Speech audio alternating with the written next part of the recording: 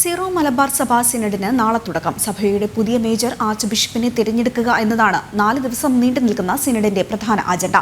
ഇതിനു പുറമെ എറണാകുളം അങ്കമാലി അതിരൂപതയിലെ കുർബാന തർക്കങ്ങൾ ഉൾപ്പെടെയുള്ള വിഷയങ്ങളും പുതിയ മേജർ ആർച്ച് ബിഷപ്പിന്റെ അടിയന്തര പരിഗണനയിൽ വരും. കർദിനാൾ ജോർജ് ആലഞ്ചേരി സീറോ മലബാർ സഭ മേജർ ആർച്ച് ബിഷപ്പ് സ്ഥാനം രാജിവെച്ചതിനു ശേഷമുള്ള ആദ്യ സിനഡിനാണ് നാളെ തുടക്കമാകുന്നത്.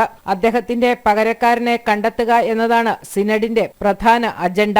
സീറോ മലബാർ സഭയ്ക്ക് കീഴിലുള്ള 53 ബിഷപ്പുമാർ ജനുവരി 13 വരെ നീണ്ടുനിൽക്കുന്ന സമ്മേളനത്തിൽ പങ്കെടുക്കും. 2ാം ദിനമാണ് പുതിയ മേജർ ആർച്ച് ബിഷപ്പിനെ കണ്ടെത്താനുള്ള നടപടികൾ നടക്കുക.